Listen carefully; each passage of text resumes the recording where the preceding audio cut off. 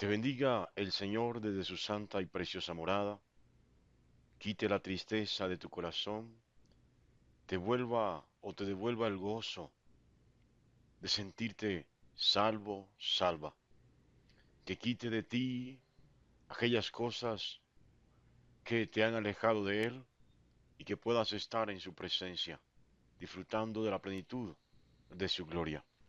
Estamos en el libro de Hechos de los Apóstoles, en el capítulo 23. Vamos a leer a partir del versículo 22. La palabra de Dios dice así: Venido el día, algunos de los judíos tramaron un complot y se juramentaron, bajo maldición, diciendo que no comerían ni beberían hasta que hubiesen dado muerte a Pablo. Eran más de 40 los que habían hecho esta conjuración, los cuales fueron a los principales sacerdotes y a los ancianos y dijeron: Nosotros nos hemos juramentado bajo maldición a no gustar nada hasta que hayamos dado muerte a Pablo. Ahora pues, vosotros, con el concilio, requerid al tribuno que le traiga mañana ante vosotros, como que queréis indagar alguna cosa cierta acerca de él, y nosotros estaremos listos para matarle antes que llegue. Mas el hijo de la hermana de Pablo, oyendo hablar de la celada, fue y entró en la fortaleza y dio aviso a Pablo. Pablo, llamando a uno de los centuriones, dijo: Lleva a este joven ante el tribuno, porque tiene cierto aviso que darle. Él entonces, tomándole, le llevó al tribuno y dijo: El preso Pablo me llamó y me rogó que trajese ante ti a este joven que tiene algo que hablarte. El tribuno, tomándole de la mano y retirándose aparte, le preguntó: ¿Qué es lo que tienes que decirme?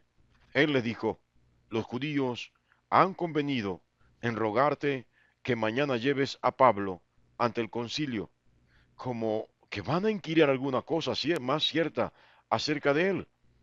Pero tú no les creas, porque más de 40 hombres de ellos le acechan, los cuales se han juramentado bajo maldición a no comer ni a beber hasta que le hayan dado muerte. Y ahora están listos esperando tu promesa. Entonces el tribuno despidió al joven, mandándole que a nadie dijese que le había dado aviso de esto. Que Dios bendiga su santa y preciosa palabra. Bueno, Pablo está en Jerusalén. Ha llegado a dar las buenas nuevas de cómo Dios prosperó su camino, de cómo eh, eh, el mundo de Asia y parte del Mediterráneo en Europa se habían convertido, Grecia se había convertido al Señor, cómo Dios lo usó como instrumento para llevar el Evangelio a judíos y a gentiles, y específicamente a los gentiles, viendo que muchos de los judíos habían rechazado el Evangelio de nuestro Señor Jesucristo. ¿Sabe? Pablo llegó a Roma, y esto me hace acordar de Martín Lutero. Perdón, Pablo llegó a Jerusalén, no a Roma. Pero igual me hace acordar de Martín Lutero. Para Pablo, Jerusalén era el centro de la espiritualidad, la ciudad de las grandes promesas de Dios, el lugar donde la gloria de Dios se derramó y se derramaría. Era el punto referente de donde el evangelio saldría para todas partes, y sin lugar a dudas, esto es ciertísimo. Para Pablo, Jerusalén no solamente era la capital del mundo, era la ciudad de Dios. Y me hace acordar de Martín Lutero, porque para Martín Lutero Jerusalén, Roma era lo mismo. Para Martín Lutero Roma representaba la ciudad de Dios, el lugar donde se suponía que la gloria de Dios estaba derramada y se seguiría derramando. Pero Martín Lutero se encuentra cuando llega a Roma con una realidad totalmente diferente. Y Martín Lutero termina diciendo que si hay un infierno en la tierra, está bajo la ciudad de Roma. Había tanta perversidad, tanta maldad, encubierta en el manto de la fe en el Dios de Abraham, de Isaac y de Jacob, que para Martín Lutero era increíble que alguien que decía ser de Cristo fuera tan perverso, fuera tan malo, se sumergiera en la lascivia, en la idolatría, en la hechicería, porque eso era Roma y el catolicismo en la Edad Media, en los días de Martín Lutero. Martín Lutero salió renegando de Roma. Sí, aquí está Pablo en las Escrituras. Ha llegado con regocijo a dar un parte, de alguna manera, de triunfo, de victoria, y termina encarcelado en Jerusalén. La ciudad que él deseaba volver, la ciudad en la cual él esperaba sentir gozo y paz y descansar un poco para enrumbarse a Roma como Dios le había prometido y como él también soñaba con llegar a predicar el evangelio a Roma. Desde luego llegará a Roma, pero mientras tanto está preso.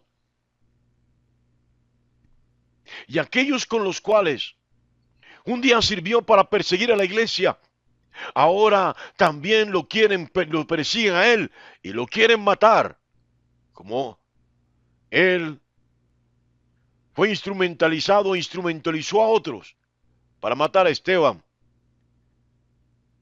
y desplazar a muchos creyentes en Jesús en diferentes partes donde él, siendo fariseo, llegaba a perseguirles. Sí, mis amados, 40 hombres judíos hicieron voto, hicieron pacto. Dice la Biblia, se juramentaron bajo maldición, hicieron un juramento que si no mataban a Pablo, ellos serían malditos.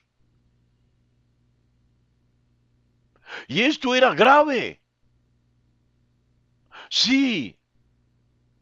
Y determinaron ayunar hasta matar a Pablo. No dejarían de ayunar hasta que la providencia divina les concediera el matar a Pablo. Qué tremendo esto, ¿no? Porque bajo el manto de la fe quemaron en la hoguera a muchos creyentes en Jesús, simplemente porque no participaban de su doctrina de idolatría, simplemente porque no estaban de acuerdo con el pago de indulgencias, con la compra del perdón, sin arrepentimiento, solamente pagando dinero. No estaban de acuerdo. Y por eso a muchos quemaron en la hoguera: Juan Hus, Jerónimo. A otros decapitaron. Y a otros forzaron, en su debilidad, a abandonar la fe. Pero tengo que decirle que Pablo no es de los que abandona la fe. En el nombre de la fe y de la religión se han cometido grandes crímenes. Sí. Y esas religiones poderosas que usted ve en el mundo y a la cual la mayoría hemos pertenecido, están manchadas de sangre. de sangre de inocente, instrumento de Satanás para consolidarse, instrumento de Satanás que llenó sus corazones de avaricia, cegó sus ojos para que vieran con claridad la verdad y se enardecieron, tal como estos hombres se juramentaron para dar muerte a los grandes siervos de Dios. Podía hablarles de historia de la iglesia, pero tengo que repetir lo que alguna vez les dije. La historia se narra dependiendo del lado que se cuente la historia. Sí, así de sencillo. Cada quien en la historia narra según su conveniencia. Por eso es mejor dedicarnos a la historia o a la economía de la salvación en Cristo Jesús. Estos hombres decidieron matar a Pablo. ¿Cuántas veces has colocado por encima de la ley de Dios y por encima de los principios de la fe tu orgullo, tu prepotencia, tus aspiraciones personales, el poder, la política? Sí, ¿cuántas veces lo has hecho? Estos eran judíos. Conocían los mandamientos de la ley de Dios. No matarás.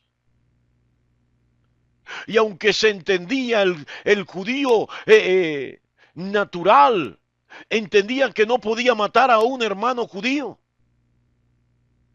que no podía levantar su mano y derramar la sangre de un hermano judío. Pues se olvidaron de que Pablo era judío. No matarás. Y dejaron la ley de lado,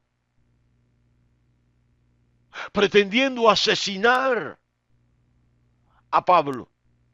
Esto muestra cuánto realmente se ha creído en la palabra del Señor, cuánto realmente se está caminando con Dios, cuando se vive bajo la cobertura, la verdadera cobertura de Dios, porque en el nombre de Dios no podemos seguir faltando a las leyes del Señor. Y esto es muy común,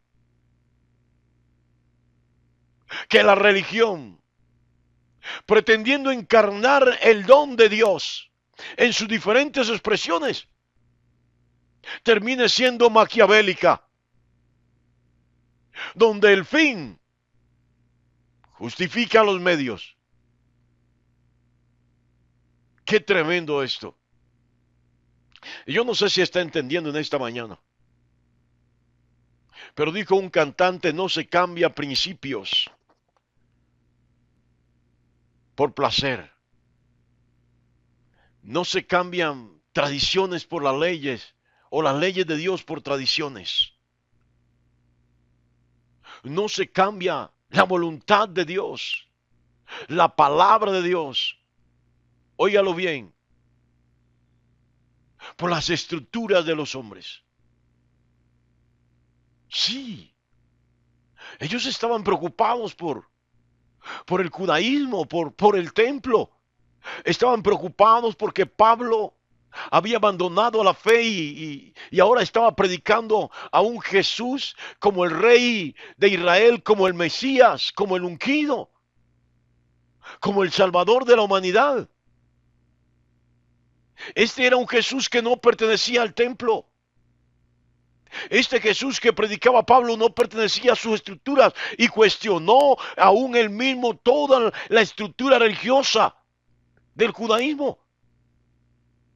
Pero para ellos era más importante su estructura, sus posiciones, sus dignidades, que darse la oportunidad de conocer al Jesús que entre ellos se paseó, que hizo señales y milagros, que dio testimonio de ser el Hijo de Dios, que ellos mismos le crucificaron, pero que habiendo muerto se levantó de entre los muertos, dio testimonio de que vive. Para ellos esto no es relevante. Óigalo bien. Así que con facilidad no le dieron importancia a la ley de Dios. No valoraron los principios de fe y los dejaron de lado simplemente por su actuar natural, carnal y diabólico. Sí, muchos defendiendo la religión terminaron del lado de Satanás, como lo estamos viendo en este caso. Se complotaron para matar a Pablo. Pero una vez más, Dios está en control. Y usa a un familiar de Pablo, un sobrino de Pablo, para avisar de esta situación, de este complot. Sí, mientras unos son instrumentos, o los muchos son instrumentos de Satanás, en escena aparece uno que es instrumento de Dios. La pregunta aquí es relevante. ¿Eres instrumento de Dios que guarda la ley, que colocas por encima de la religión los principios y valores de fe, que colocas por encima de las estructuras religiosas los mandamientos de Dios? ¿O eres instrumento de Satanás, donde lo más importante es la religión, donde lo más importante son las dignidades, las posiciones que sustentan, donde lo más importante es lo natural, lo material, donde lo más importante no es Dios, sino tú, tus egos? Sí, eres instrumento de Dios como el sobrino de Pablo, o eres instrumento de Satanás como estos que dijeron que si no mataban a Pablo serían malditos. Qué terrible esto. Tienes que definir de qué lado estás. Dios te bendiga grandemente en esta maravillosa y preciosa mañana.